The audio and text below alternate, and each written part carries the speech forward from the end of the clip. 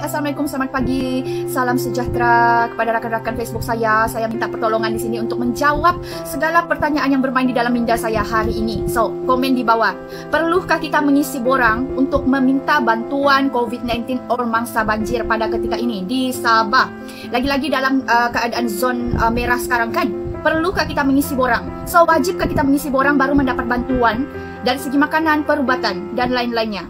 Oke, perlukah atau macam mana tuh? Dulu kan masa mengundi, Mbak? Masa mengundi kan? Adakah isi borang dulu? Adakah? Adakah kamu kena tanya, kau mesti mau isi borang dulu di sini baru kamu mengundi? Adakah begitu? Oke, kalau ada satu. Sekarang nih saya mau tanya lagi. Kita semua di Sabah nih, seluruh Sabah nih terjejaskah? Terjejaskah? Terjejas dari segi pendapatan ekonomi kamu kah? Terjejas? Kalau iya, komen di bawah. Sebab saya dengar-dengar kan, yang mendapat bantuan nih bagi golongan-golongan orang yang terjejas saja. So, yang bekerja tapi stay di rumah dan tiada gaji, itu namanya terjejas atau tidak? So, pikir-pikir dulu. Komen di bawah. Terjejaskah orang yang bekerja tanpa gaji and then stay di rumah? Terjejaskah tidak ekonomi ataupun terjejas macam mana tuh? Komen-komen di bawah. Jadi, bagi yang tidak dapat bantuan tetapi melihat keadaan dorang, itu yang wajar sewajar-wajarnya mendapat pertolongan. Wajarnya ditolong dulu bahkan. Tapi sekarang nih saya nampak lain sudah, sangat-sangat lain.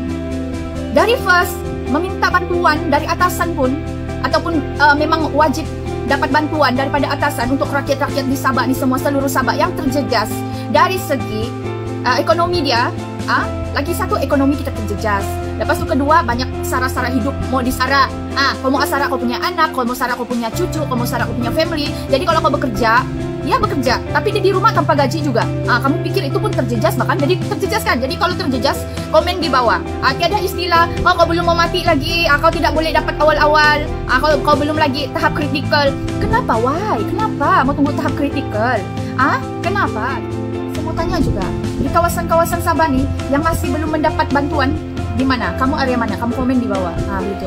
Mana tahu orang-orang atasan nih kan sebenarnya dia sudah begitu agihkan itu bantuan, tapi orang bawahan dia ini selalu dia pilih kasih dan berat sebelah. Seperti juga membuat diperanak-tirikan, orang cakap. Pilih kasih betul. Family yang mengundi juga dia bagi dulu, begitu. Dia ingat itu semua kita tidak tahu.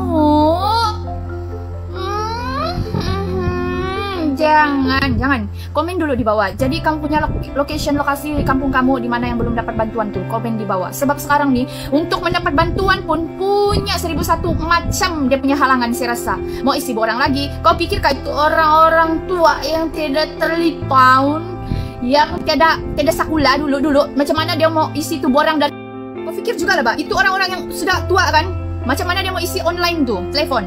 Lagi-lagi kalau dia sama sekali tidak yang orang cakap boleh bantu dia. Kau fikirkah? Apalah masalah satu kampung tuh, kau pergi jumpa ketua kampung dia, kau bagi dia punya, minta dia punya senarai nama, ataupun kau ada semua list dia, bukannya kau tidak sekolah, ada. Pergi sejak di sana, kau minta sejak senarai nama. Kalau susah-susah kau masuk sejak di kampung tuh, kau bagi satu orang satu rumah, satu family. Satu bantuan satu family, begitu. Kasianlah bagi anak-anak yang tidak tahu apa-apa, mama bapak dia tidak sumber pendapatan sudah sekarang. Sebab kita masih dalam PKPB, stay at home, tidak boleh keluar rumah. Jadi kita semua ini patuhi arahan. Jadi kamu suruh kami stay di rumah, kamu tidak bagi bantuan apa-apa, kamu rasa kamu tidak terjejas kah? Dia cakap stay at home. Kau paham nggak? Duduk rumah. Jadi kami duduk di rumah nih, kau paham lah juga. Sudahlah kami duduk di rumah, cuti tanpa gaji, bantuan lagi banyak betul songe, mau isi borang sana, borang sini, borang mati, borang mampus. Nah, kalau aku nih kan, aku ada boleh baca lagi, tapi kau bayangkan orang-orang yang uzur tuh, orang-orang yang tidak ada telepon tuh, mau isi tuh bantuan online lagi. Astagfirullahaladzim, sampai begitu sekali kau mau bagikan bantuan yang sewajarnya orang-orang dapat kah? Dalam sekarang ini COVID-19 nih, mangsa-mangsa banjir lagi. Kamu mau lagi dorang isi borang baru dapat itu bantuan?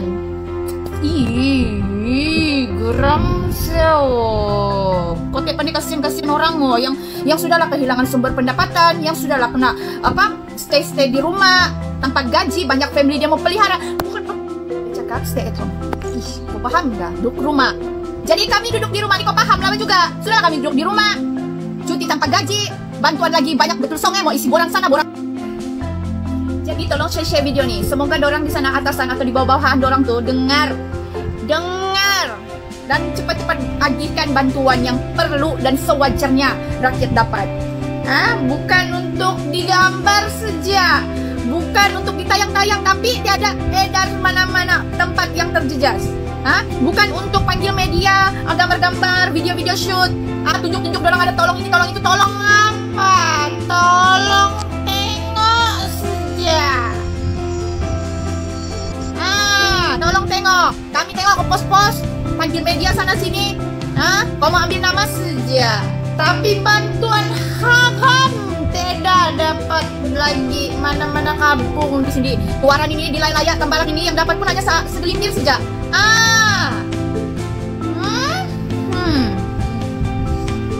Nanti mana-mana parti jangan kita memburuk-burukkan, tapi kita guna mata dan guna hati untuk menilai. Oke? Sekian dan terima kasih.